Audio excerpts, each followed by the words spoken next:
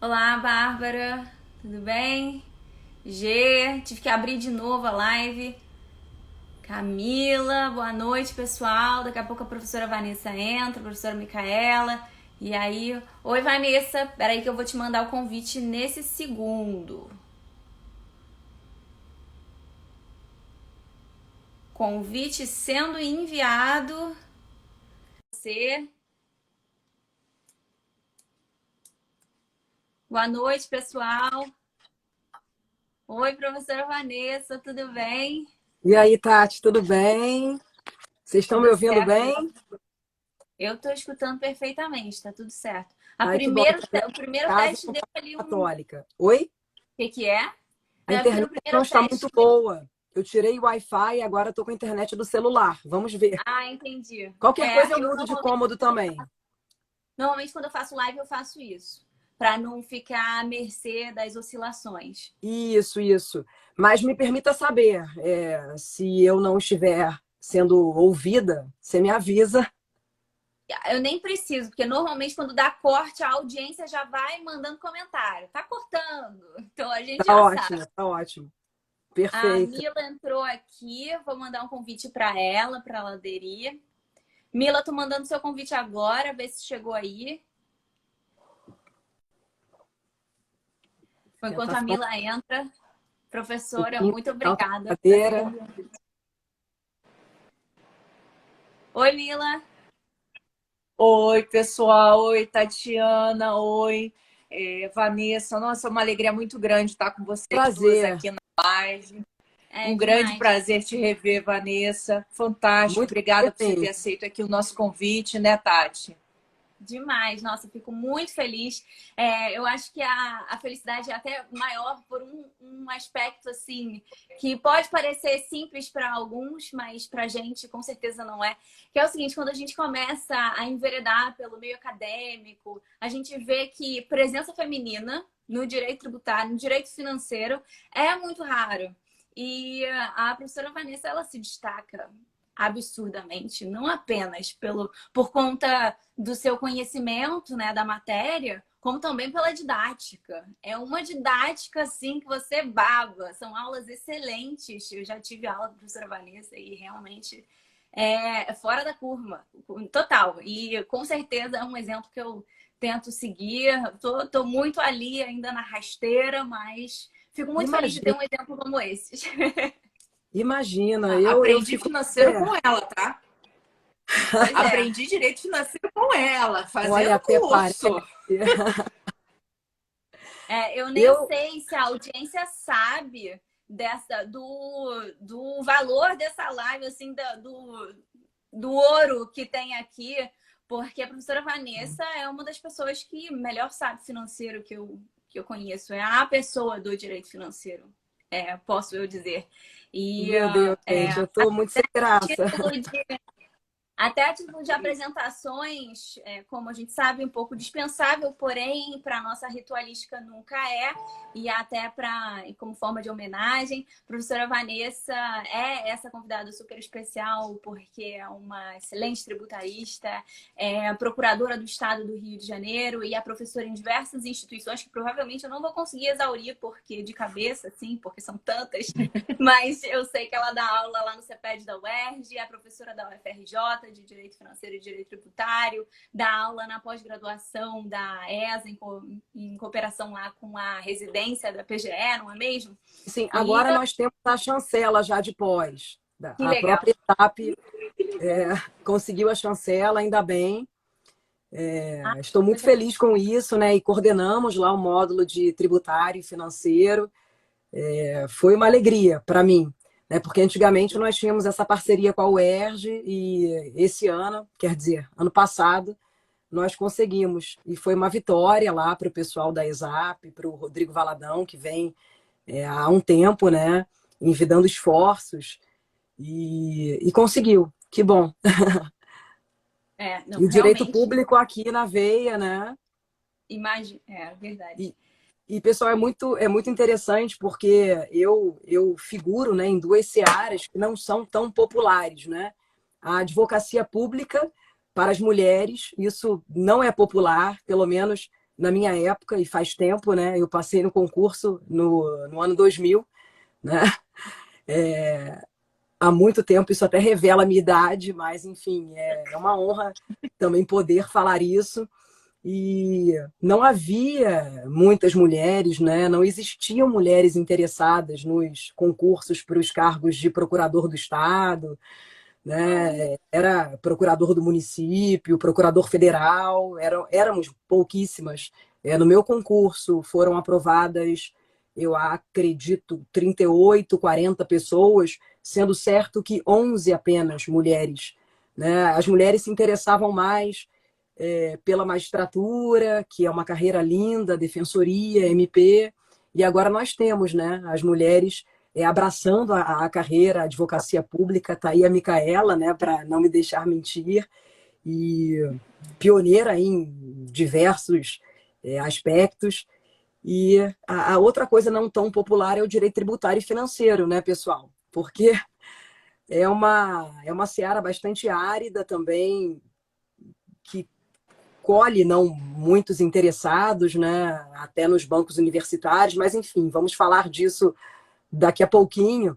Mas é interessante, né, porque eu figuro nessas duas searas, nessas duas vertentes que não são tão populares para as mulheres. E agora estamos conseguindo virar essa página, né, e com certeza catapultadas estamos por vocês, né? Porque vocês têm um papel importantíssimo, essa ferramenta que é o Tributário em Jogo, uma ferramenta da qual sou fã e acompanho muito frequentemente. Vocês podem ver pelas curtidas, né, rotineiras, são tão interessantes, né, as lives de vocês e também a página da Micaela, a sua, Tati.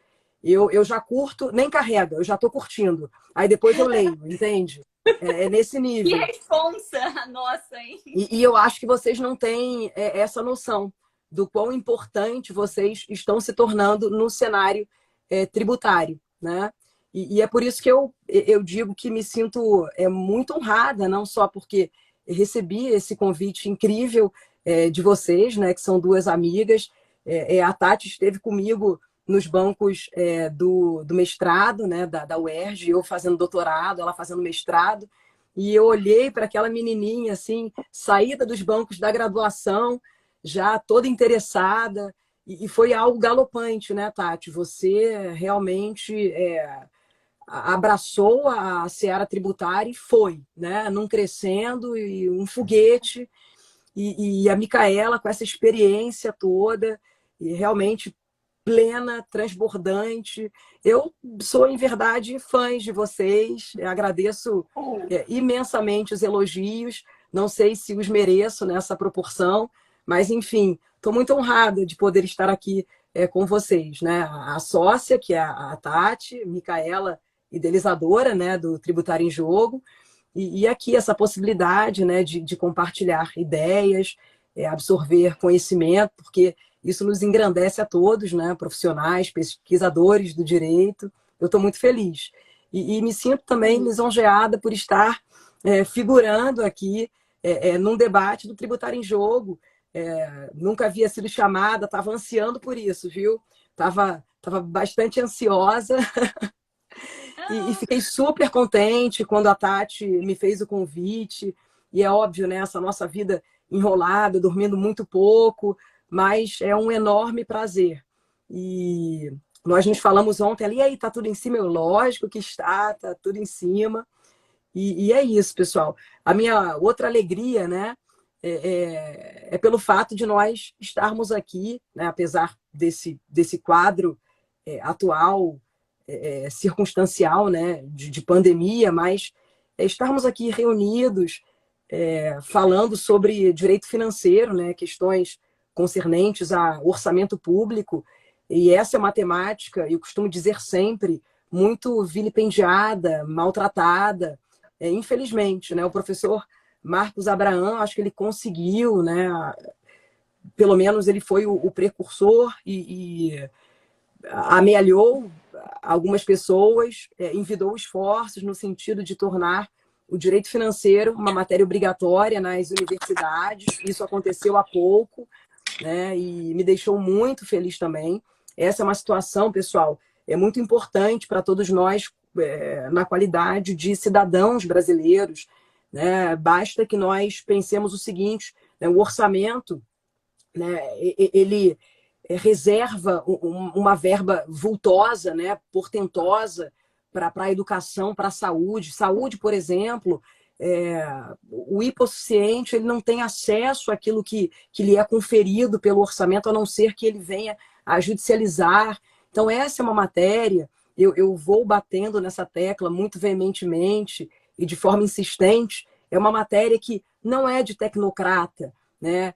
Através do direito financeiro, da seara orçamentária, nós materializamos direitos sociais, isso é muito importante, e é por isso que em toda a turma minha, se eu consigo amealhar uma pessoa, né, que tem um coraçãozinho inclinado a abraçar o direito financeiro, olha, eu já ganho uma encarnação, viu? Porque eu fico muito contente em atrair pessoas para esse debate e vocês estão me dando essa oportunidade aqui de debater essa emenda, né, que é um assunto super árido, assim como é o direito tributário também, e vocês estão fazendo uma revolução. Eu até lhes parabenizo por isso, viu? Mas, enfim, lhe interrompi, você já viu que eu falo bastante, né, Tati? Imagina, é bom assim, qualquer coisa a gente interrompe também, para a gente fazer perguntas. Com certeza. Mas quando você falou que o direito tributário era árido, já me veio na cabeça o seguinte, né? O direito tributário é árido, mas eu acho que o direito financeiro é mais ainda.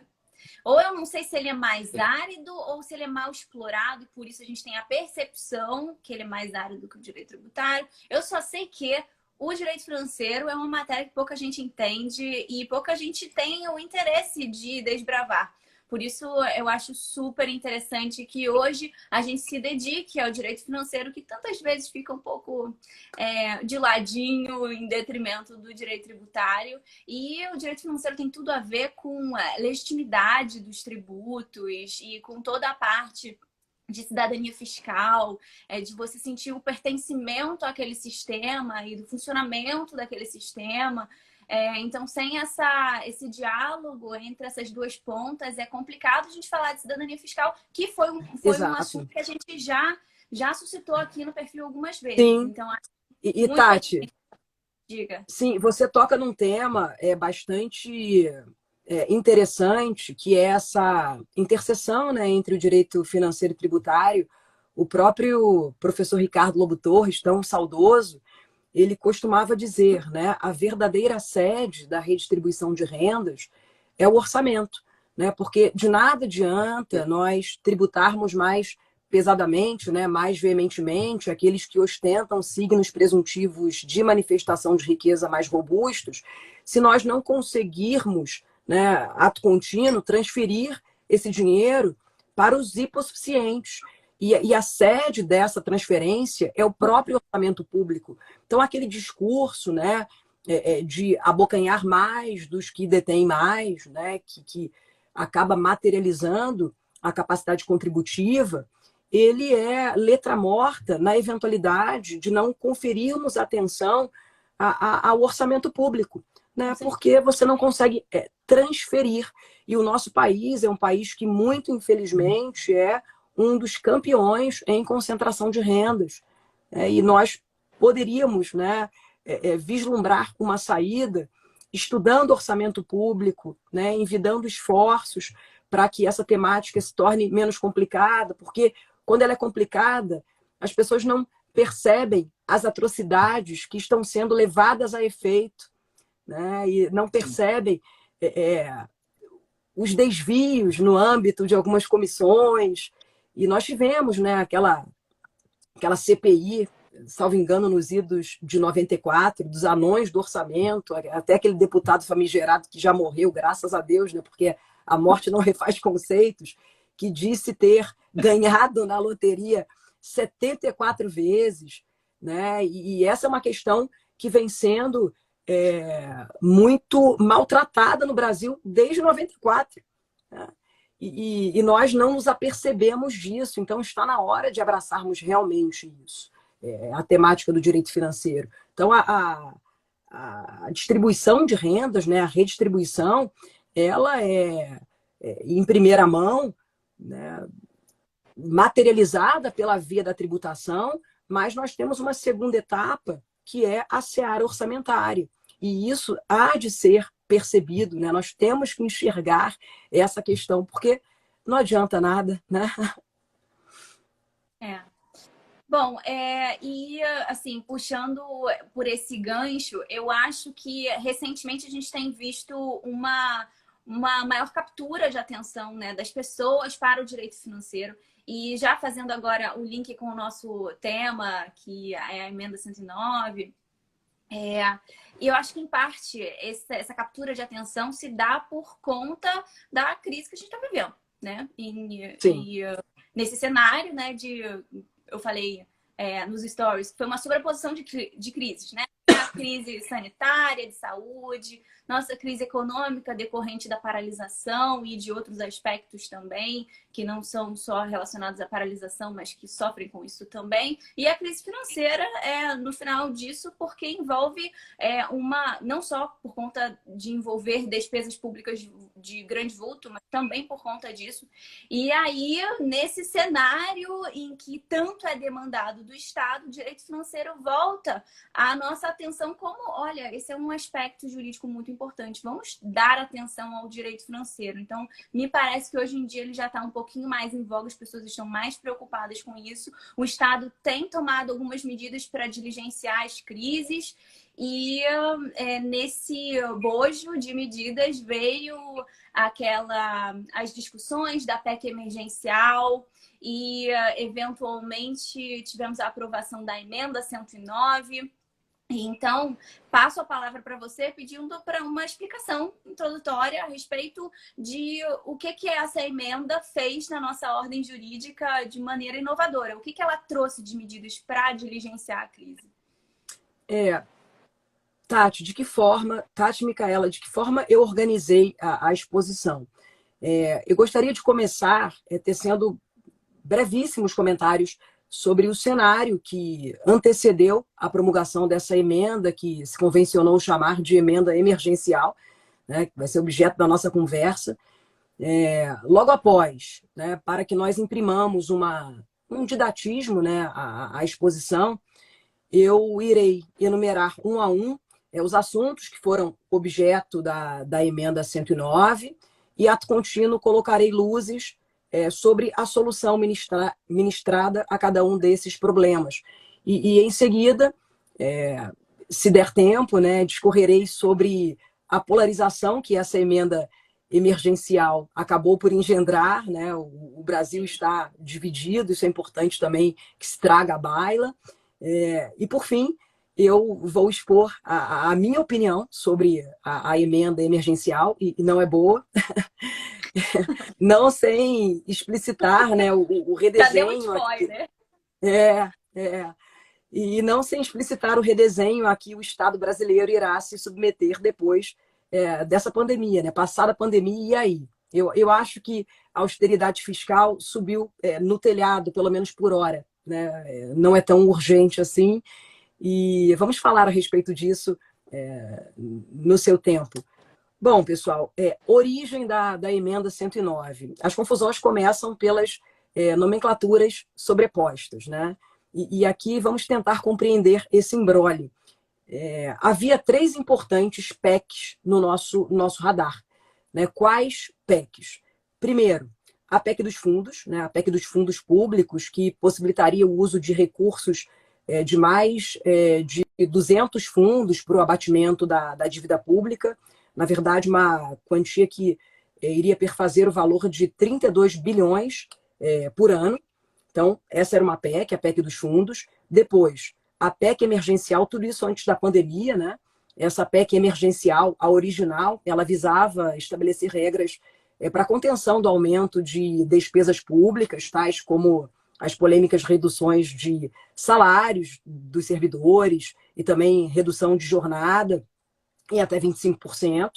E, em terceiro lugar, a PEC do Pacto Federativo, né, que iria descentralizar repasses de recursos da União para os estados e municípios, e além de criar mecanismos para o controle de gastos em caso de crise financeira. Então, eram essas três as PECs que deveriam estar no nosso radar. Bom, gente, o que aconteceu?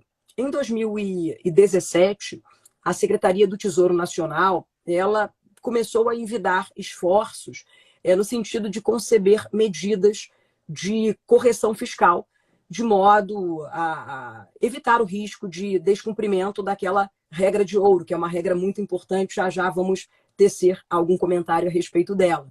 Bom, eu costumo dizer que as regras fiscais, e isso também é relevantíssimo, as regras fiscais compreendem fundamentalmente uma tríade de extremada envergadura. A primeira é a regra de ouro, a segunda, o resultado primário ou superávit primário, e a terceira, o teto de gastos. Bom, foquemos na regra de ouro, que é importante aqui para a compreensão, né, do teor da emenda 109. Para quem não sabe, a regra de ouro entende com a impossibilidade de se aplicar receita de capital em despesa corrente, para suprir despesa corrente, notadamente a despesa de pessoal. Então, nós só podemos, né, suprir despesas correntes com receitas correntes. Isso acontece na nossa casa também, né? Não dá para nós, por exemplo, nós que somos professores, né?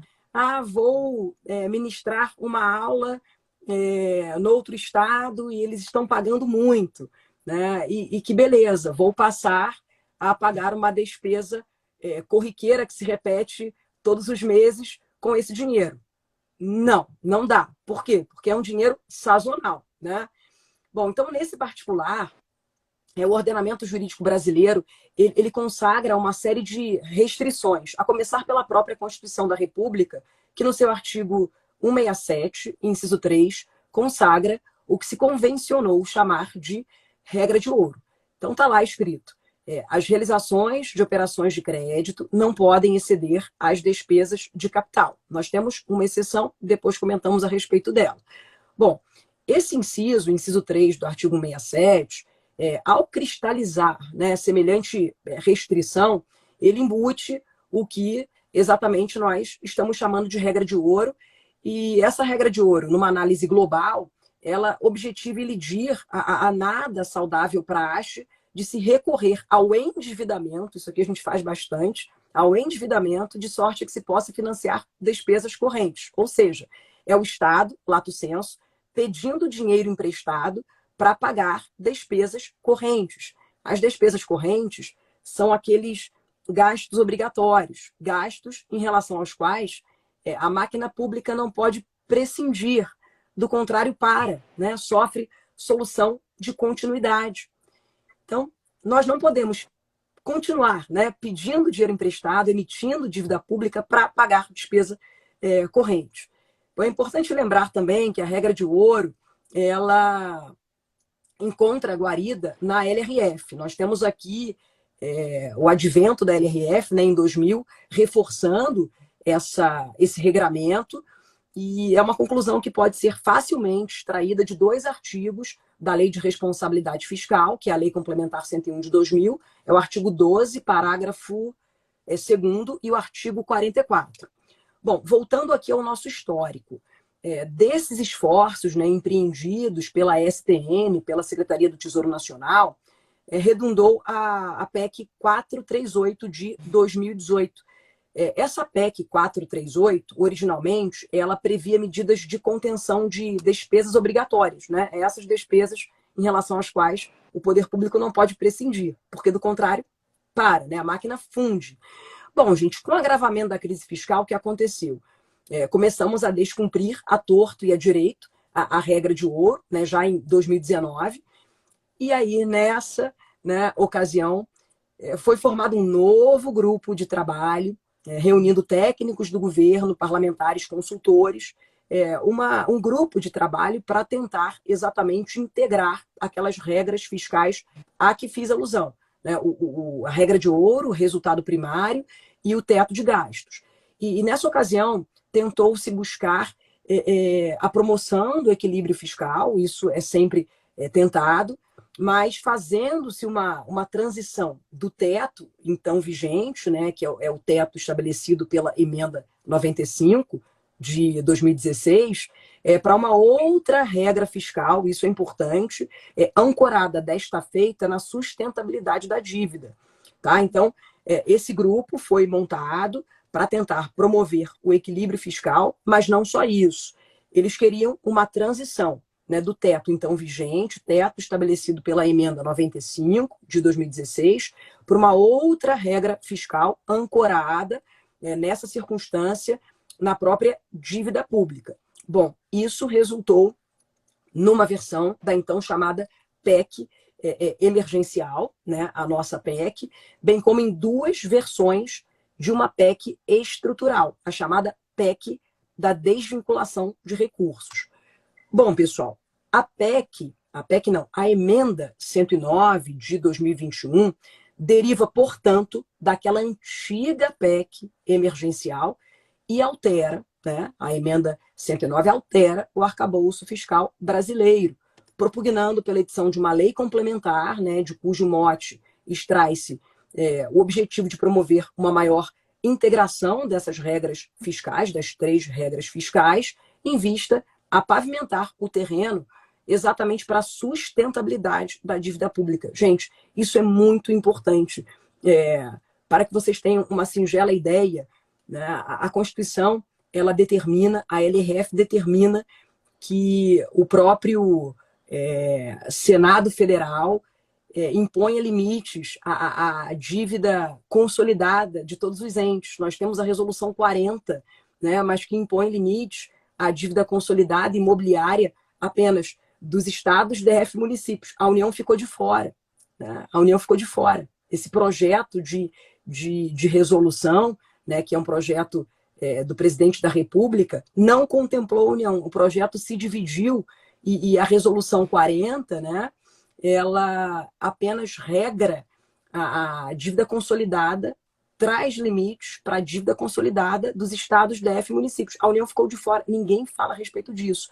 E no que se refere à dívida mobiliária dos estados e municípios, ela também é regida, salvo engano, por essa resolução. Agora, a Constituição da República, ela determina que lei, né, estabeleça limites à dívida mobiliária da União. E também isso não saiu do papel até hoje. É uma omissão assim, indesculpável, inexcusável. E é um absurdo, pessoal. É um absurdo. É um descalabro. Temos até DPF, mas noutra live a gente conversa a respeito disso, né? Bom, essa nova emenda constitucional, a 109, ela é fruto, então, de negociações no âmbito do Congresso, né, negociações do Congresso com o governo. E a proposta que estava consubstanciada na PEC 186 de 2019, ela foi efetivamente elaborada pelo Ministério da Economia e apresentada pelo líder do governo à época, senador Fernando Bezerra. Bom, objetivos dessa PEC 109. Bom, da PEC não, da emenda 109. Pessoal, em princípio não, a princípio, em princípio é em tese, né, gente? A princípio a PEC 186 de 2019, da qual deriva a emenda 109, tratava apenas de mecanismos de limitação de despesas públicas, né? E virou o que virou. Bom, no entanto, a emenda 109, ela, além de instituir medidas de equilíbrio fiscal, ela vem permitindo o pagamento do auxílio super necessário, né, emergencial, e estabelece regras para controlar as despesas em momentos de emergência fiscal. Então, resumindo, nós temos aqui uma emenda que traz medidas de equilíbrio fiscal, ela possibilita o pagamento do auxílio emergencial tão necessário à nossa população e também traz regras para controlar despesas em momentos de emergência fiscal. Bom, o escopo dessa emenda foi de propiciar suporte financeiro, em verdade, pessoal, para o pagamento do auxílio emergencial, né, à população vulnerável em face dessa crise pandêmica ocasionada pelo espraiamento da Covid-19. O valor alocado para essa rubrica chega a 44 bilhões e fica atenção excepcionado da regra de ouro.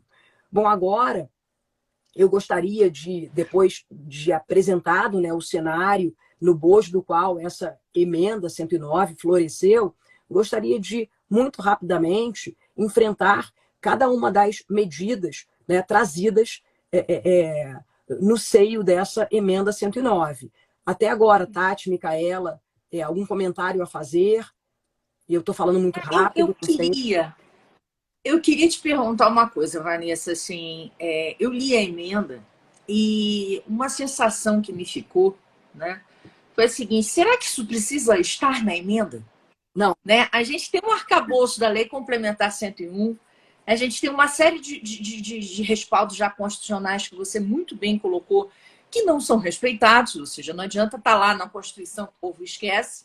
E aí veio uma emenda trazendo assim, para mim, e aí, novamente, absolutamente assim, leiga, né? Não é um assunto do qual eu sou especialista, me pareceu que é mais do mesmo. Então, não sei se você sentiu alguma melhora substancial nesse cenário ou não. Qual é a tua percepção geral? Eu acho que essa emenda é uma emenda para inglês ver.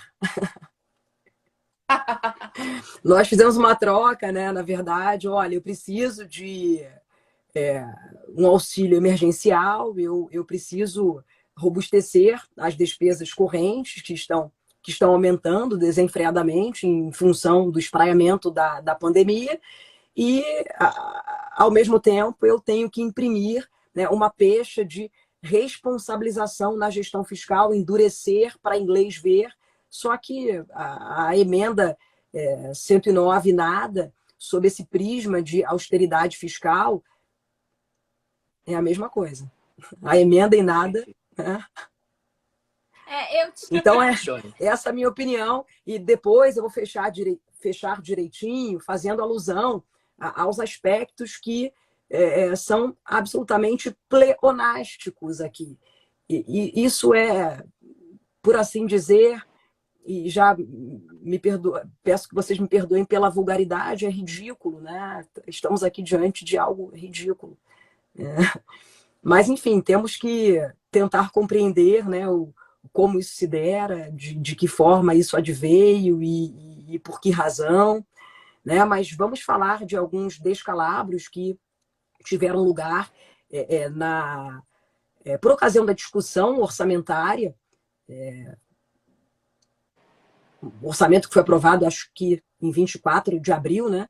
E vocês vão ficar chocadas, né? Chocadas, porque nem dinheiro foi destinado à pandemia nesse orçamento, nesse projeto de lei orçamentária atual que culminou na LOA atual. E isso nos deixa muito tristes, né? E revoltados.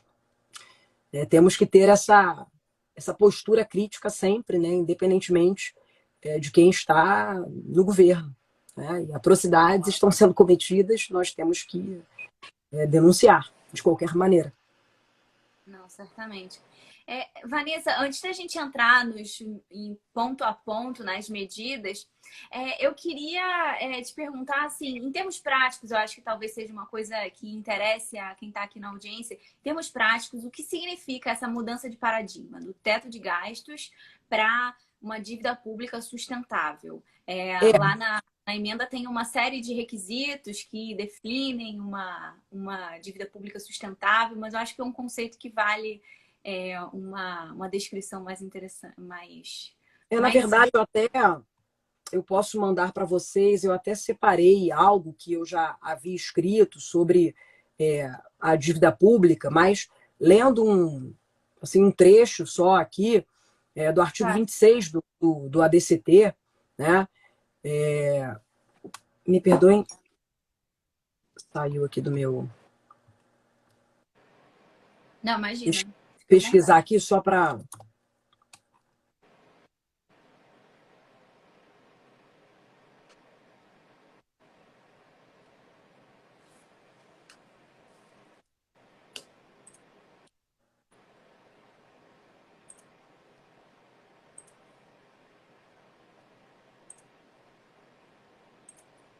Procurando aqui no ADCT. vou colher do texto. Pessoal, nós temos a questão do controle, né, do endividamento que não sai do papel. O nosso constituinte originário, ele previu também um prazo para a realização de auditoria da dívida com vistas ao exame analítico e pericial sobre os atos e fatos geradores do endividamento externo brasileiro. Né? Isso não saiu do papel até hoje. Né? A esse respeito, o Supremo ele foi chamado a se manifestar nos autos da ADPF 59 e, para além do debate tópico, né, sobre a realização dessa auditoria específica, nenhuma evolução houve na limitação da dívida pública da União ao longo das quase 3 décadas, né, de vigência aí do nosso ordenamento constitucional brasileiro. Então, essa é uma questão, Tati, Micaela, muito importante, né? Nós estamos conduzindo a questão da dívida pública de uma forma canhestra, de uma forma absolutamente irresponsável, e ninguém se apercebe disso, né? Ninguém se toca a respeito disso. Com relação à mudança de paradigma.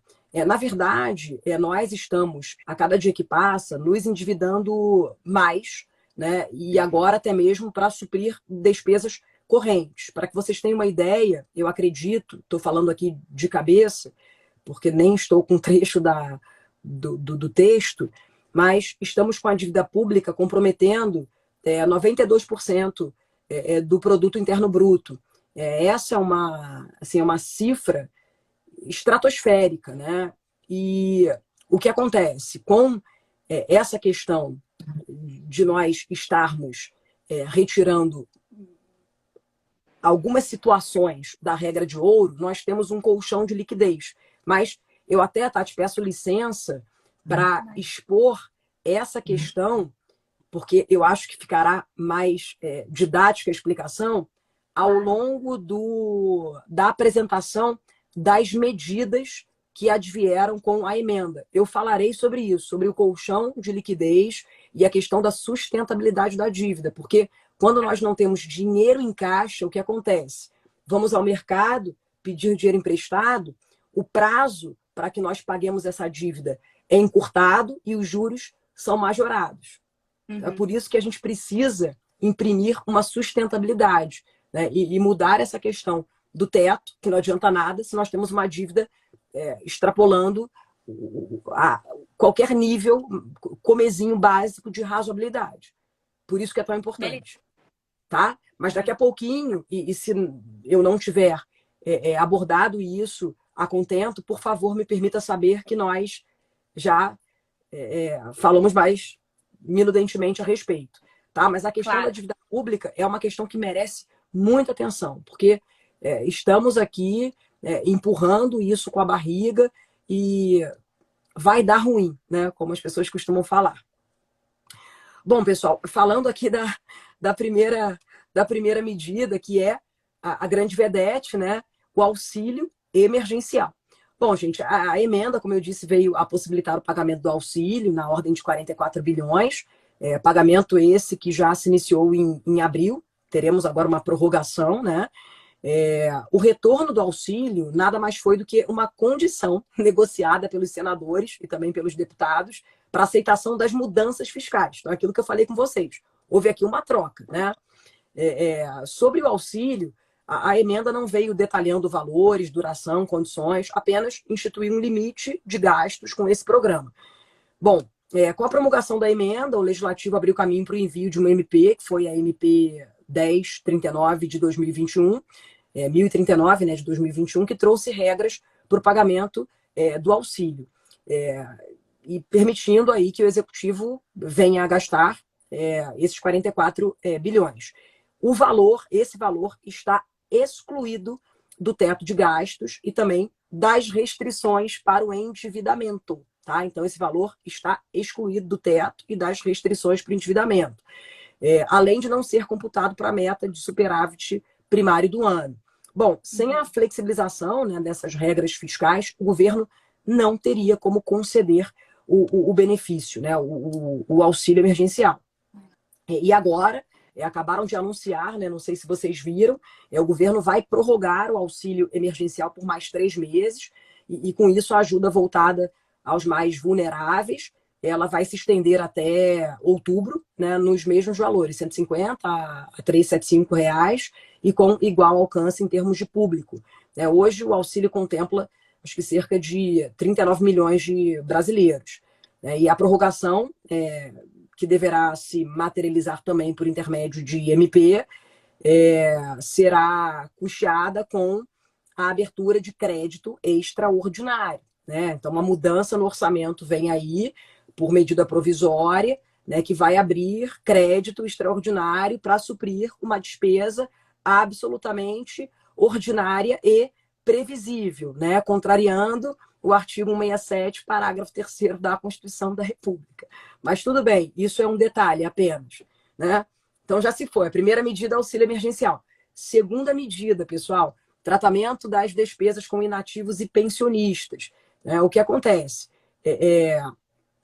Essa mudança concerne ao cômputo das despesas com inativos e pensionistas na despesa de pessoal, o que permite contemporizar parte do desequilíbrio fiscal dos entes federados, né, no que se refere ao descumprimento do limite afeto às despesas de pessoal, aquele limite que está no artigo 19 da LRF, que são os limites globais, e no 20, os limites setoriais. É como se a lei de responsabilidade fiscal dissesse assim, olha,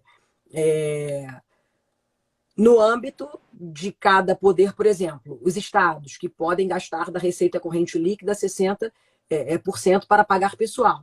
Aí a lei ainda vem descendo a minúcias, né, no seguinte sentido, olha, no âmbito dos estados, vocês, poderes, só podem gastar tanto desta porcentagem de 60%. Então, Poder Judiciário um tanto, Poder Executivo outro tanto, Poder Legislativo, MP, e por aí vai.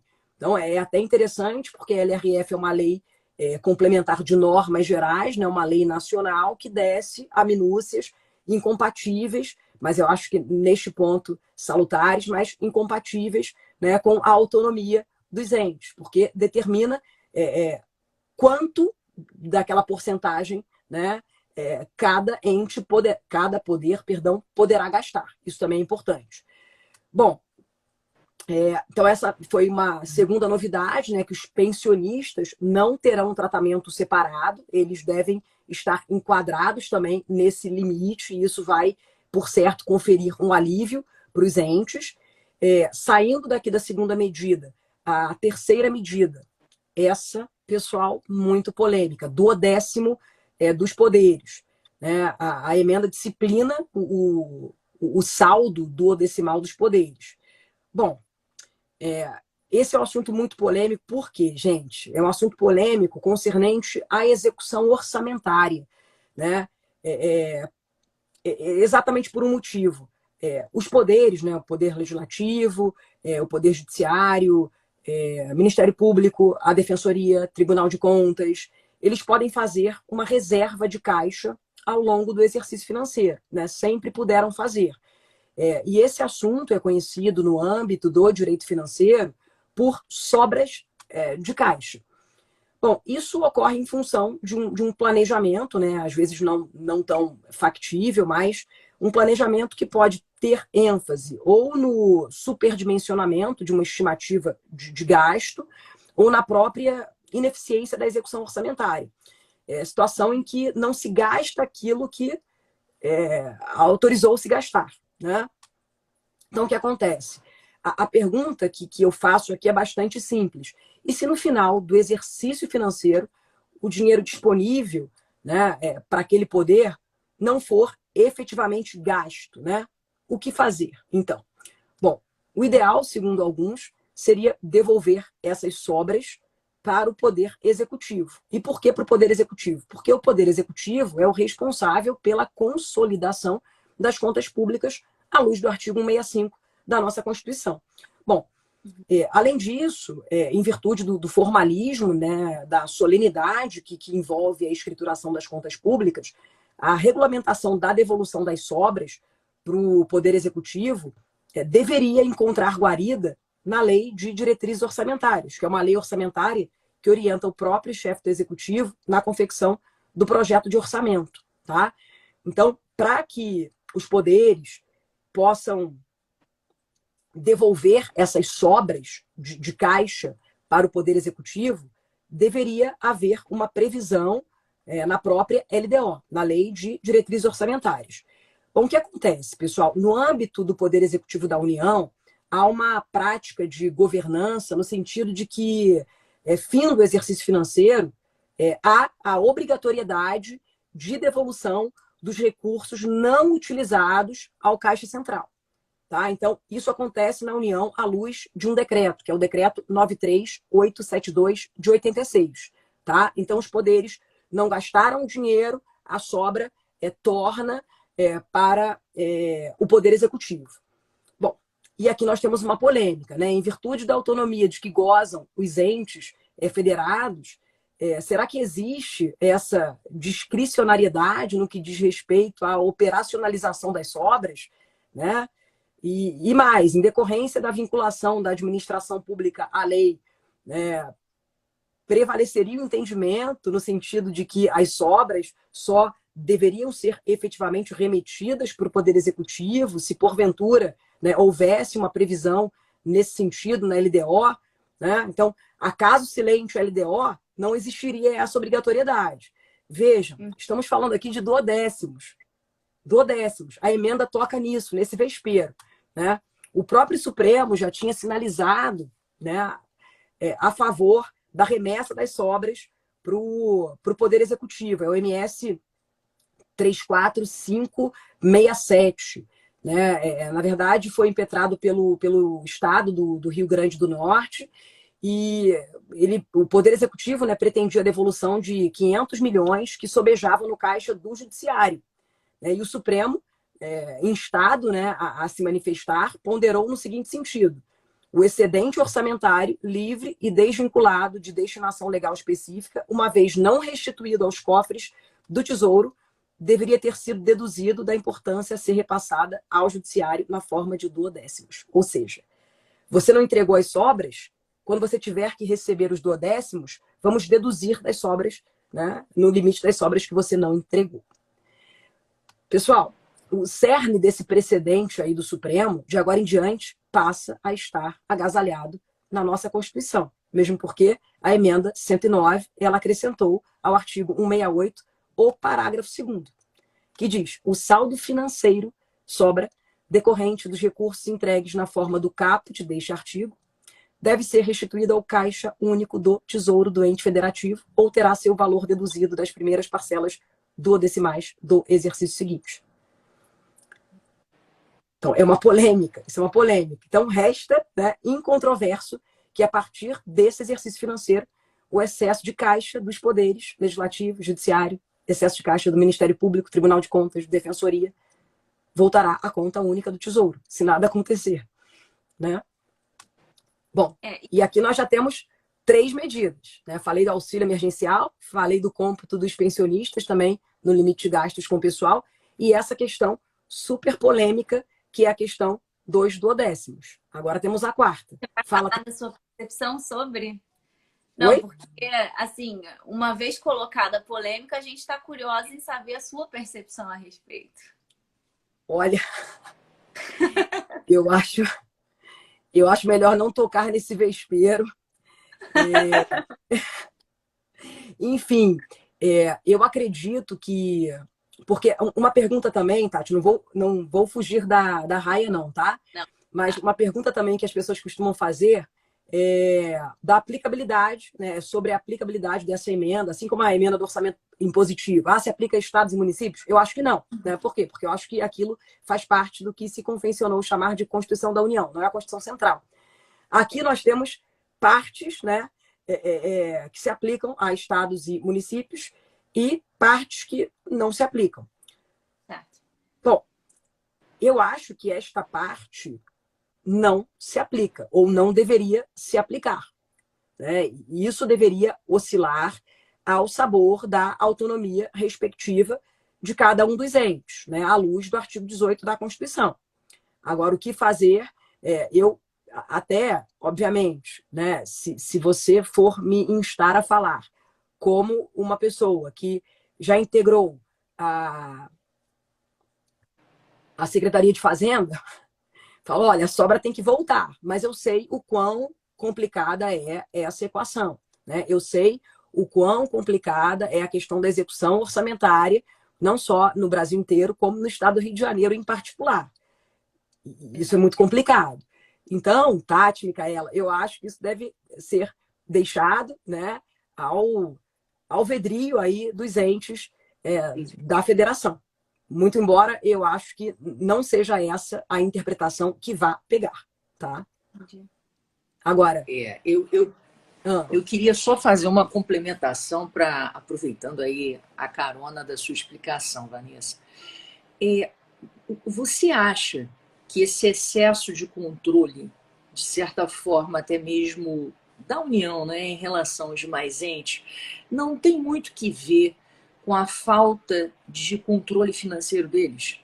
Porque, ao fim e ao cabo, o que eu fico vendo no final, e eu concordo com você em gênero e número, se a gente fosse pensar numa federação propriamente dita, coisa que no meu sentido, sinceramente, no Brasil não existe, a gente tem a União Federal, ela sempre responde quando os estados estão sem recursos orçamentários. Então, o que ocorre? Existe uma tentativa de você tentar fazer com que eles respeitem minimamente os orçamentos e, de certa forma, tentar vincular as receitas deles a determinadas finalidades e tentar vincular como é que eles vão orquestrar o orçamento. Ou seja, quase uma babá cuidando dos bebês, né? Essa é a sensação que eu tenho. Se isso vai ser efetivo ou não, se essa é a melhor alternativa ou não, me parece muito que é nesse sentido. A gente, em vez de querer dar autonomia efetiva e dizer, olha, a responsabilidade é tua. Se tu tiver sem caixa, dane-se que eu não vou bancar, não se faz isso, né? Exato. Se fica pegando pela mão, dando bronca, botando de frente para a parede. Exato. E o negócio não anda. Não, qual é a tua percepção disso? Eu concordo plenamente contigo. Inclusive, uma questão que eu costumo bater, né, muito frequentemente na tecla é a seguinte: vocês já pararam para pensar o que a extremada vinculação de receitas a despesas específicas, vinculação cristalizada na Constituição, ocasionou ao princípio da separação de poderes, né? Porque isso é muito grave, né? O professor Ricardo Lobo Torres, ele já, assim, no início dos anos 90, ele já vinha alertando para isso. A nossa Constituição, ela trouxe, né, em caráter excepcional, duas sortes de vinculações. As transferências constitucionais, né, que é o fato de o ente político maior ter que transferir para equilibrar financeiramente os menores, parte daquilo que arrecada a título de impostos, né, e a vinculação concernente à educação. Com o passar dos anos, nós tivemos a Constituição toda, né, alterada, e eles introduziram mais 6 vinculações, talvez com medo de que o administrador público não fosse dar a destinação correta à verba. E cristalizaram na Constituição essas vinculações. E o que acontece? O próprio chefe do Executivo, que é o competente para elaborar o projeto de lei orçamentária, né, na Seara Federal, por exemplo, ele se vê sem margem de manobra alguma. Ele tem 5% do orçamento apenas. Então, se essa excessiva vinculação orçamentária não ocasiona, né, um desarranjo numa cláusula pétrea, que é a separação de poderes, aí eu já não sei mais nada. Né? Aí a gente pede, né, licença e vai embora. Mas é uma questão muito insana. Então, isso que você falou acontece desta forma, né? E mudanças cristalizadas na própria Constituição. E pasmem, se nós formos escarafunchar a página da Presidência da República, depararemos com mais projetos, né, mais propostas, de emendas constitucionais tendentes a vincular o orçamento. Aí depois eles criam o quê? Mecanismos de desvinculação. Aí, agora mudou para 30%. 30% do orçamento, então, agora, né, 30% de tudo o que a União arrecada a título de taxas, contribuições sociais e contribuições de intervenção no domínio econômico estão desvinculados. e a União, né, o Poder Executivo vai gastando essa cifra, que é incomensuravelmente alta, né, sem que nada daquilo passe pelo crivo do Poder Legislativo. E nós vamos emprestando soluções para consertar problemas que vão ocasionando outros problemas. E assim seguimos no Brasil, né? E eu acho, sim, que é medo de não ser dada a destinação correta à verba, e eles vão fazendo uma atrocidade. Realmente é de um despreparo, de uma falta de noção, de uma falta de, sabe, de visão de estadista, que eu não sei, eu fico muito revoltada. Eu fico até Eu também. evitando, eu sei. Nós somos, né, muito impetuosas, né? Eu consigo sentir isso de vocês também. Mas é fogo. Mas, enfim, passada essa polêmica, a quarta medida, essa eu acho que vai me permitir falar sobre a questão que a Tati colocou, né, trouxe à baila há pouco, que é a questão do colchão de liquidez. A quarta medida concerne a utilização do superávit financeiro dos fundos públicos para o pagamento da dívida, né? Então, isso é super polêmico. A emenda, ela no seu artigo 5º, ela possibilita o uso do superávit financeiro dos fundos, a sobra, né, dos fundos, para o pagamento da dívida pública até 2023. Né? O valor estimado ele gira em torno de 150 bilhões de reais, quantia que poderia, né, ser utilizada nos próximos exercícios para o pagamento da dívida. Bom, essa medida, em particular, pessoal, representa um alívio danado para o governo, nesse momento em que o déficit público é estratosférico, nesse momento em que nós estamos a descumprir desenfreadamente a regra de ouro, né? Nós não podemos perder de vista que mais de 400 bilhões em despesas correntes estão sendo financiadas à custa da emissão da dívida pública. Então, esse é o problema, né? E essa regra vai contemporizar a situação. Bom, o superávit financeiro dos fundos, né, vai ajudar o governo também a cumprir a tal da regra de ouro, ou seja, não se precisará emitir dívida pública para pagar despesa corrente. E aquilo que eu havia dito, agora eu encontrei aqui a estimativa. A estimativa da dívida bruta em 2021 é de 92,7% do PIB. É algo, assim, enlouquecedor. Bom, o que está acontecendo? A oposição diz que a utilização dos recursos dos fundos públicos jamais foi deliberada pelo Senado, né? Não foi levada à votação a inclusão dos fundos nas desvinculações promovidas pela emenda 109. E polêmicas à parte, né? O governo ele usufrui, agora já entrando na questão colocada pela Tati, de um outro benefício oriundo dessa medida, que é o tal do colchão de liquidez. Os recursos, né, que sobram nesses fundos, eles vão engordar o chamado colchão de liquidez do Tesouro. E esse colchão de liquidez ele é formado pelos recursos mantidos em caixa, permitindo maior grau de liberdade na condução, né, no manejo, na emissão da própria dívida pública. Para que vocês tenham uma ideia, em 2020, o Tesouro ele enfrentou severas dificuldades para vender títulos no mercado, o que resultou no encurtamento do prazo dos papéis.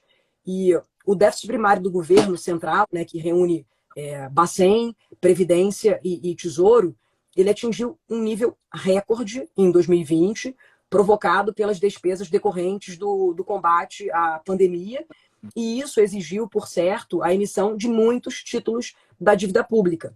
Bom, naquela época, em 2020, o colchão de liquidez do Tesouro caiu a um patamar nunca antes visto, né? Muito próximo ao nível mínimo de segurança para a gestão da dívida. Bom, o limite prudencial, pessoal, desse colchão de liquidez é de cerca de 3 meses de vencimentos, né? Então, eu emito a dívida e tenho ainda 3 meses. E nós chegamos, né, em 2 meses, foi uma coisa horrorosa. Agora, com um colchão de liquidez mais robusto, que é propiciado por essa regra, né, de se utilizar as sobras dos fundos, o governo pode aguardar o melhor momento de emitir um título e não fica refém também dos credores. E o que aconteceu nessa seara, eu sempre gosto de trazer um elemento prático, né? Um outro imbróglio envolvendo a matéria, ele surgiu, que foi o seguinte: o saldo do superávit financeiro dos fundos, registrado em dezembro, né, que poderá ser utilizado pelo governo esse ano, ele aumentou em cerca de 30 bilhões em função de uma emenda do PDT, que derrubou um dispositivo da PEC 186, que ressalvava uma série de fundos, né, não permitia que uma série de fundos fossem tocados, né? Esses fundos eram intangíveis, mas essa emenda mudou essa realidade. E agora o que nos interessa com a derrubada desse dispositivo, o governo só não pode tocar, ainda bem, só não pode tocar nos saldos dos fundos de fomento e desenvolvimento regionais, Fundeb também não pode tocar, e fundo de atividades da administração tributária. Também esse fundo é intangível, intocável. Tá? Então, essa é a nossa quarta medida. A quinta medida, que é uma questão da redução dos benefícios fiscais. A emenda prevê no seu artigo 4º que o presidente, no prazo de 6 meses, deverá apresentar um plano de contingenciamento com a redução escalonada dos benefícios tributários federais. Trata-se de um plano, né, de redução de benefícios em até 2% do PIB no prazo de 8 anos. Na verdade, no primeiro ano, há de se reduzir os benefícios na ordem de 10% e depois limitá-los a 2% do PIB em um prazo de 8 anos. Atualmente, os benefícios eles chegam a 4,25% do PIB. Então, nós temos aí uma questão árdua também a encarar. E o que interessa aqui para a gente, né? Alguns incentivos, no entanto, foram preservados, estão excluídos, né, dos efeitos dessa redução escalonada. O Simples Nacional, as imunidades tributárias afetas às entidades sem fins lucrativos, os fundos constitucionais do Norte, Nordeste e Centro-Oeste, a Zona Franca de Manaus, áreas de livre comércio e zonas francas criadas por lei, cesta básica, e o ProUni, né, Programa Universidade para Todos. Então, isso não pode ser tocado, pelo menos uma questão, né, sensata. Então, essa foi a nossa quinta... Vanessa, eu queria, assim, com relação a esse tema, eu estava louca para te perguntar sobre esse tema, eu tinha até falado isso com a Tati, eu falei, Tati, eu vou perguntar esse negócio para a Vanessa, porque isso está me deixando muito mal, sabe? Eu te digo até que me deixou sem dormir. Quando foi publicada a emenda, eu falei, não é possível que eu estou publicando um negócio desse. Por quê? Assim, no meu sentir, tá? A renúncia de receita, ela não é algo que seja abominado pela Constituição Federal. Não. Ela é algo que é necessário em termos de desenvolvimento regional, em desenvolvimento local, estímulo a determinadas atividades, busca de correção de assimetrias. Então, assim, os benefícios fiscais, eles são instrumentos de intervenção direta na economia e, às vezes, muito mais eficazes do que outras políticas, né? Então, por exemplo, a extensão da licença maternidade. Exatamente, amiga. Aí o que eu fico pensando é o seguinte, a própria extensão da licença maternidade, eu vi isso acontecer, então para mim isso ficou muito claro. De 4 para 6 meses, gerou um benefício fiscal para as empresas que fizessem essa extensão. Todo mundo aderiu. A maioria das empresas aderiu. Ou seja, uma forma de você efetivar uma política social por meio de uma renúncia de receita. Então, assim, essa ideia de, no meio de um período onde a gente ainda não saiu da pandemia, sim, 488 mil vidas foram perdidas e ainda estão perdendo, mais de 2 mil pessoas morrendo aí no último período. Sim. Então, pensa no seguinte, agora, neste momento em que estamos nesse caos, a economia está tentando andar, me veio uma emenda constitucional dizendo, olha, você tem que rever e você tem que reduzir esses benefícios fiscais que eu estou gerando. Isso não é um contrassenso à lógica do que a gente está vivendo? O que você pensa disso? Eu acho um absurdo, assim, mesmo porque, Micaela, eu acredito que para que nós abracemos uma norma desse porte, há que se fazer um estudo, né, de robustez, né? Algo que aponte nesse sentido. Aí eu lhe pergunto, o que foi feito para demonstrar que essa era uma medida sensata em meio a uma pandemia? Né? Pelo contrário, né? Na minha conclusão até falarei a respeito disso. Eu acho que essa questão da austeridade fiscal, da dureza fiscal, isso é importante? Mas não é urgente, então tem que ceder. Né? Nós temos essa ponderação a fazer. E também não entendi, né? Mas agora nós ficarmos tentando encontrar lógica na emenda 109, olha, eu vou lhe contar. Vai ser complicado. Agora, é uma irresponsabilidade, né? Porque nós não temos um estudo que nos permita concluir num ou no outro sentido. Me parece que eles abraçam números, vamos fazer isso. E sem demonstrar, né, o porquê estamos a enveredar por esse caminho e não por outro. Então, isso é uma atrocidade, né, muito típica de país. Eu sei que essa nomenclatura não existe, mas subdesenvolvido, né, complicadíssimo. Né? Estamos aqui chutando a técnica e, como você muito bem disse, a própria Constituição, né, ela traz requisitos imanentes à concessão, não só dos benefícios fiscais, mas requisitos afetos à concessão de subsídios, né, que são, na verdade, os mesmos requisitos, e isso estimula o desenvolvimento regional. Eu já deparei com diversos estudos, né, que aferem o seguinte: às vezes, à custa da redução de uma alíquota, você tem um incremento de arrecadação descomunal. Né? Então, realmente, é de se causar espécie, né, o que fizeram. Eu realmente não encontrei um estudo que pudesse subsidiar as conclusões que atualmente estão estampadas na Constituição sob essa linha aí da redução escalonada. Né? O porquê disso? Por isso, por essa razão que há pouco tempo, há poucos minutos, fiz alusão ao fato de que a emenda ela foi talhada para inglês ver. Na verdade, eles não tinham dinheiro, né, para pagar o auxílio emergencial e quiseram imprimir uma moldura de responsabilidade, né, na gestão fiscal, de endurecimento, de austeridade, e vieram com esse presente de grego cujos efeitos se farão sentir, né, com relação a alguns dos aspectos, esse mormente, daqui a pouquinho, né, porque a conta sempre chega, não tarda. Posso só aproveitar o tema para fazer uma observação? Pessoal, porque eu tô... como a Micaela, esse tema também me Rapidinho. causa... Tati, eu não estou vendo os comentários, alguns param aqui, só que ficam travados.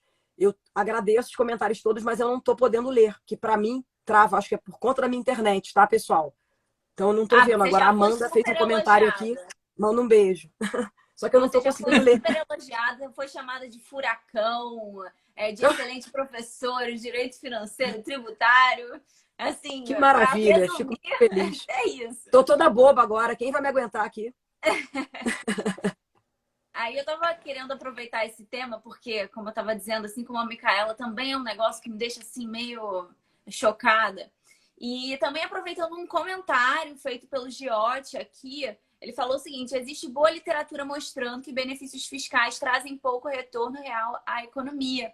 E realmente, eu já li alguns estudos mostrando essa falta de eficácia, né, no final das contas, mas me parece que a gente saiu de um cenário dramático, que é de diversos benefícios fiscais que não produzem os resultados aos quais eles se vertem, para um outro dramático também. Já que não funciona, então vamos acabar. Vamos reduzir dramaticamente. Quando, na verdade, será que o problema não é de desenho dos benefícios, que são mal formulados para atender os objetivos que eles se vocacionam, ou que não são controlados direito e não atendem aos requisitos que a própria legislação e a Constituição carrega. Então, acho que me parece que a gente devia convergir para um meio de caminho que a gente não conseguiu encontrar. A gente foi Com certeza. de um extremo do terreno para o outro extremo. Mas, Tati, basta cumprir a Constituição. A gente tem lá o 150, parágrafo 6º, né, determinando a edição de lei específica para a concessão de subsídios e de benefícios, e o 165 também, parágrafo 6º, que determina seja levada a efeito uma estimativa de impacto regionalizado do benefício fiscal, né, no orçamento, né, nas leis orçamentárias. Né? Será que a lei orçamentária, apesar de o benefício ostentar, né, uma qualidade aparentemente boa, mas será que as leis orçamentárias reúnem condições para absorver o impacto ocasionado pelo benefício? Né? Isso não é cumprido.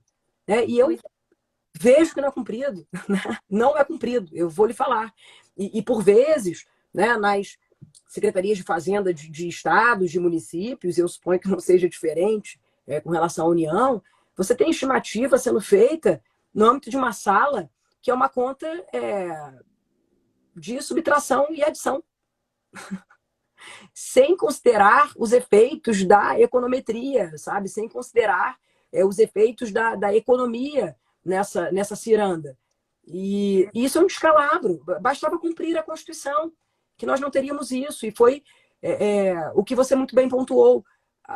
Conferimos vários benefícios, não deu certo, agora chega, vamos tirar tudo. Não é por aí, porque há os interessantes, há os que não são interessantes, porque nem poderiam ter saído do papel, né? Não foram robustecidos com estimativa de impacto regionalizado alguma. A LRF, por sua vez, que estampa os requisitos no artigo 14, não é cumprida, né? E tudo fica ao Deus dará. É muita tristeza. Né? Quem já teve a oportunidade de figurar, né, na seara pública, assim, ainda que muito rapidamente, fica triste. Fica triste. Realmente, quando tem uma alternativa assim simples, cumprir a Constituição, eu acho que é o que deixa mais assim chocante a situação toda. Sim, sim. Bom, aqui, pessoal, faltam pouquíssimas medidas e são 3 só, acho que mais 3. Eu prometo que eu falo muito rapidamente, né? Que eu acho que já estou enchendo o saco de vocês. Ainda mais um tema técnico desse. George, agora, ó. Essa ficou parada aqui. Um beijo. É sua parente? Minha irmã. Tudo bem. Prazer. Bom, mas vamos lá. Agora, a 6ª medida é a criação do estado de emergência fiscal. Isso também é interessante. A emenda cria o estado de emergência fiscal para a União, estados, DF, municípios. No caso da União, serão ativados alguns gatilhos, né, do teto de gastos, as chamadas medidas de contenção. Aí vocês podem anotar o 167A, combinado com o 109 do ADCT. E essas medidas de contenção, elas serão ativadas na eventualidade de as despesas obrigatórias atingirem 95% do teto, que é o chamado limite prudencial. É até interessante que nós utilizamos, né, essa nomenclatura prudencial, mas isso não tem guarida no direito pátrio, né? A LRF ela foi, na verdade, importada da Nova Zelândia, né, que é um país unitário, parlamentarista, segue a vertente anglo-saxã do direito, e lá nós temos o princípio da responsabilidade e prudência. E o que aconteceu? Nós agasalhamos de início, né, alguns anglicismos na LRF, eles foram extirpados por substitutivos, mas a doutrina continuou chamando de limite prudencial. Alguns criticam veementemente, né, porque isso não se traduz numa linguagem técnica em algo palatável. Né? Mas eu adiro a nomenclatura, eu acho bacana. O professor Diogo de Figueiredo, ele tem um livro sobre responsabilidade fiscal já esgotado e ele explica os motivos pelos quais nós deveríamos aderir à nomenclatura. Mas, enfim, então esse é o chamado limite prudencial. Né? O que seria ativação de gatilho? Congelamento de salário dos servidores e limitação dos concursos públicos ao preenchimento de cargos vagos decorrentes de aposentadorias, demissões, falecimentos. Quanto aos estados e municípios, o acionamento dessas medidas de contenção, ele se dará na eventualidade de a relação entre receitas correntes e despesas ultrapassar também 95%. Para os entes subnacionais, os gatilhos são opcionais, né? Então já digo que não vai funcionar. Então eles ficam impedidos aí na eventualidade de acionarem os gatilhos de obter empréstimos com o aval da União, também ficam impedidos de renegociar suas dívidas. Essa também é uma questão importante, pessoal, porque ela firma um marco, uma baliza, né, macroprudencial à condução da dívida pública. Bom, em suma, nós temos aqui 2 estados de emergência fiscal: o estado de emergência fiscal da União, ligado ao teto de gastos, e o estado de emergência fiscal dos entes subnacionais, atrelado à relação entre receitas e despesas. 7ª medida: estado de calamidade pública. Rapidinho. Estado de calamidade pública de âmbito nacional. A emenda igualmente prevê esse estado de calamidade pública de âmbito nacional, do qual deriva o regime extraordinário fiscal com acionamento desta feita automático, né, agora acionamento automático de medidas de contenção que dizem basicamente respeito àquelas vedações e suspensões já previstas no teto de gastos. Então, essa emenda ou já encontra guarida no que a própria Constituição diz, ou encontra guarida no que a própria LRF explicita. 8ª medida, e a última. Bom, o artigo 2º da emenda 109, ele modifica o caput do artigo 101 do corpo transitório da Constituição, da DCT, e institui a quinta postergação do prazo para o pagamento de precatórios devidos pelos entes da federação, né? Mais uma moratória de precatório. E agora por 5 anos, e nós temos aí diversas ADIs, né? ADIs ajuizadas contra isso. A OAB, ela ajuizou a ADI 6804, 6805, com relação a essa questão em particular, e também com relação à impossibilidade agora de a União emprestar, né, dinheiro para os estados para fins de pagamento de precatórios, também sumiu do mapa. Só que as liminares não foram deferidas, né, no bojo dessas 2 ADIs ajuizadas pela ordem. Bom, a guerra de narrativas agora, muito rapidamente. Pessoal, para uns, a aprovação da emenda, eu não estou, né, entre essas pessoas. A aprovação da emenda representou a maior reforma implementada no Brasil desde a promulgação da LRF, que é a Lei Complementar 101 de 2000.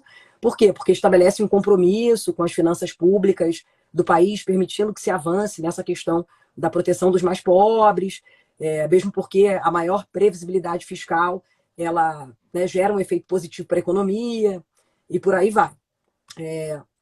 Para outros, né, a emenda representa um retrocesso, mesmo porque permite a utilização do superávit financeiro de alguns fundos públicos, como o Fundo de Segurança Pública, Ciência e Tecnologia, né? Então, a utilização disso para pagamento da dívida.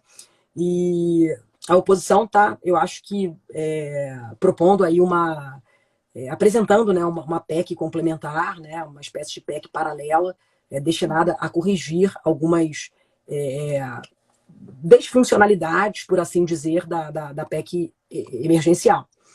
Bom, há quem diga também que essa PEC, ela, em verdade, representou mais um capítulo, né, daquela crise entre servidores públicos e governo, né, da qual fazem parte a PEC da Previdência, da reforma administrativa, as demais PECs do chamado Plano Brasil, em certa medida, a emenda do teto, a emenda do orçamento de guerra, que foi a emenda 106. Bom, agora a minha opinião, né, a respeito dessa emenda, e já expus aqui de alguma forma, mas agora vai a opinião integral. Bom, pessoal, ainda que essa emenda, né, tenha, com razão, sofrido veementes críticas, alguns, como eu disse, sustentam que, pelo tão só fato de ter delineado aí as estruturas do auxílio emergencial, bem como pelo fato de ter estruturado gatilhos limitadores do crescimento da dívida, essa emenda possuiria a capacidade de, além de fortalecer, eu não acho, a retomada econômica, atrair, pelo aumento da confiança dos investidores, né, na sustentabilidade da dívida pública, atrair recursos perante os mercados internacionais.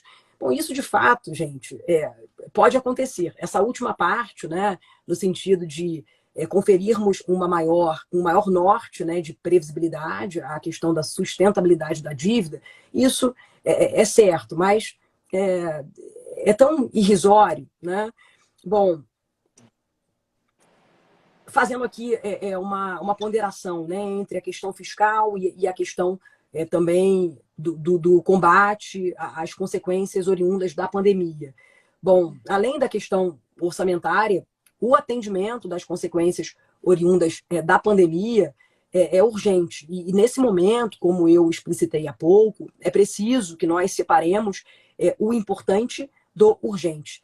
As questões fiscais, e eu digo isso, né, não com propriedade, mas eu sempre fui adepta da austeridade fiscal, né, da responsabilidade na gestão fiscal, do enxugamento do Estado, mas as questões fiscais são de fato importantes, precisam ser resolvidas, mas no médio e no longo prazo, né?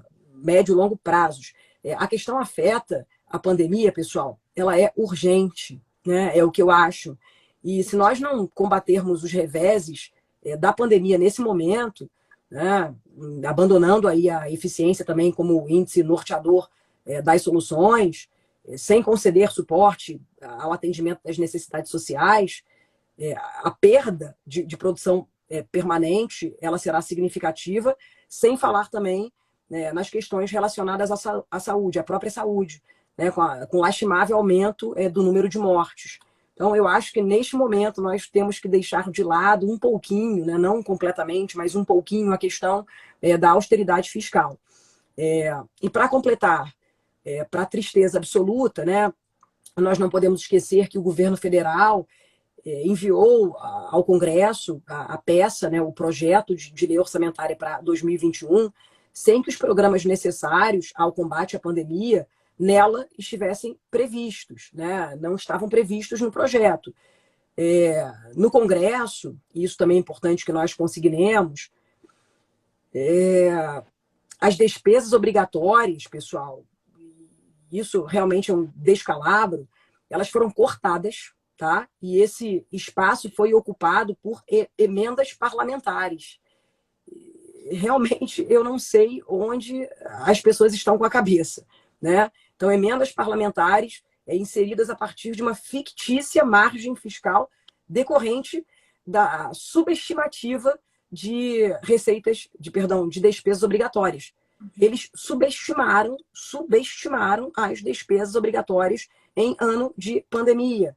Né? No envio do projeto de LOA, né, do projeto de lei orçamentária anual de 2021, esse envio foi levado a efeito em agosto de 2020, sequer houve a projeção dos riscos fiscais decorrentes da absolutamente provável persistência da pandemia para além do dia 31 de dezembro de 2020. Né? Não foram vertidos recursos para a compra de vacinas, tampouco para o auxílio emergencial, nada disso. Né? Por essa razão, a emenda 109, né, teve que suprir um buraco, né, um rombo.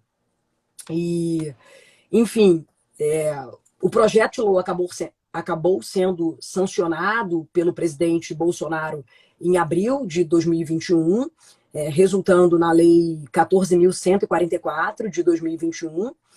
E uma outra coisa que é importante que nós registremos, isso é sintomático, né, é o fato de já termos aprovado 2 emendas, né, para gerir a pandemia, a emenda do orçamento de guerra, que é a emenda 106 de 2020, e agora a emenda emergencial, que é a emenda 109 de 2021, e ambas dotadas de curtíssimo fôlego, né? Não tem o mínimo fôlego. E o que eu acho, eles deveriam tentar rever, né, o teto de gastos, programar algo que se estendesse por minimamente 2 anos, né, para enfrentar a Covid, né? A emenda do orçamento de guerra, ela se fiou na tese idiota de que a pandemia seria erradicada até o dia 31 de dezembro, a despeito das mostras, né, no mundo inteiro, né, das evidências mais do que robustas no mundo inteiro. Então, ao invés, né, de rever o teto, fizeram isso. E por outro lado, a emenda 109, ela está assentada numa tese igualmente frágil de que bastariam 44 bilhões, né, para custear por, no máximo, 4 meses a retomada do auxílio emergencial. E, enfim, essa emenda não cria sanções efetivas, se comparadas às da Lei de Responsabilidade Fiscal. Na verdade, o que eu acho, e repisando aqui, tendo o governo deparado com a necessidade de criar um benefício social para conter os efeitos nefastos da pandemia para os hipossuficientes, o governo precisou sinalizar para o mercado, para os investidores externos, e que aumento de gasto seria combinado com um endurecimento da questão fiscal, né? Das regras fiscais. Tanto é assim que a emenda repete a disciplina fiscal prevista na própria Constituição da República, mesmo porque vários dispositivos pretendem ratificar a necessidade de controle da dívida pública por meio de algumas medidas a serem efetivadas mais à frente, e assim como vedações que, a rigor, correspondem aos teores dos artigos da própria LRF. E no início aqui da nossa conversa, eu mostrei para vocês o artigo 26 do ADCT. Nunca fizeram auditoria da dívida e agora querem, né, imprimir uma moldura a essa questão da sustentabilidade da dívida pública. Nunca fizeram nada nesse sentido. Ora, basta utilizar o que nós já temos na própria Constituição, né? E sob esse espectro, pessoal, e já concluindo, eu acho que a emenda 109, ela encarna uma verve pleonástica de cujo texto extrai-se essa necessidade de se imprimir uma moldura de pseudo-endurecimento das disciplinas orçamentária e financeira em relação às quais submetem os entes federados. É uma disciplina que até o presente momento vem sendo solenemente descumprida, né? E em termos macros, a batalha em prol da questão fiscal, ela se queda, nesse momento, arrefecida em todos os países, mesmo porque, com o fim da crise, todos estarão com os balanços do setor público desajustados, comprometidos, e qualquer tentativa, né, de se imprimir um ajuste fiscal se transformou agora numa quimera, né? Isso é uma ilusão, e, do contrário, nós teremos interrompido aí esse processo tão duro de recuperação. E haverá, por certo, uma reconfiguração política e econômica grande. E no Brasil, né, o coronavírus ele representou uma bifurcação. Eu acho que o restante do governo Bolsonaro ele se incumbirá de gerir a crise, não há espaço para outra coisa. E o que virá depois da crise, necessariamente, eu sempre costumo pontuar isso, o que virá será um discurso político pragmático, né, mais pragmático, mais prático, com foco do papel do Estado como provedor de direitos sociais. Então, esse caminho do Estado minimalista, que, aliás, eu sempre fui entusiasta, ele está sendo interrompido pela pandemia, nós precisamos compreender isso.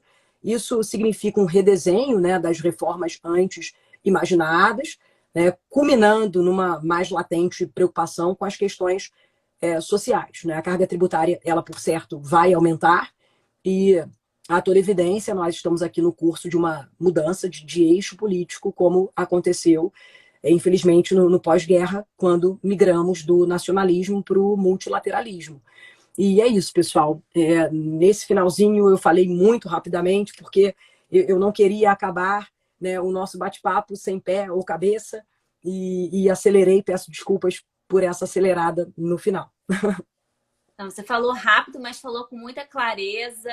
E essa tanta clareza que, assim, eu fico com um misto de sentimentos, porque é tão ruim a gente se deparar com tamanha verdade sobre o país que a gente vive, sobre a situação orçamentária e a situação de descumprimentos constantes da Constituição e de total incompetência na gestão de uma situação tão sensível e que lida com vidas, não lida só com uma questão financeira, com questões patrimoniais, é saúde, é vida. Então, realmente... Sim, é vida, óbvio.